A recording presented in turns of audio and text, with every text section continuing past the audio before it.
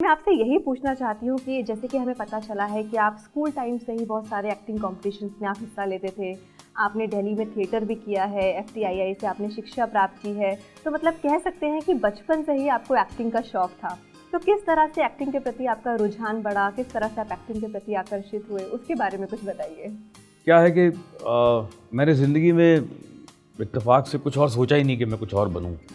हालांकि my father was a very big technocrat, engineer थे और इंडियन एयरलाइंस में इंजीनियरिंग मैनेजर थे, बहुत बड़े पोस्ट पे।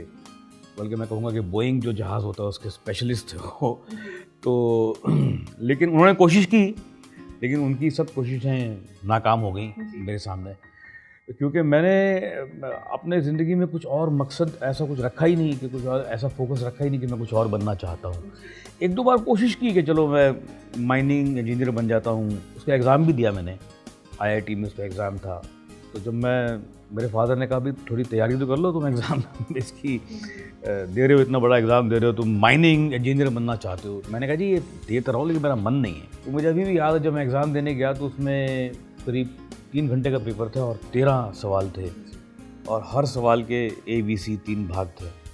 तो 13 के 39 सवाल थे। तो मुझे 7th का A आता था बस। तो 9 बजे पेपर शुरू हुआ और 9:05 में मैंने पेपर दे दिया। मैंने कहा जी, बोले बस हो गया तुम्हारा? मैंने कहा हो नहीं गया, मैं गलत जगह आ गया हूँ। जी।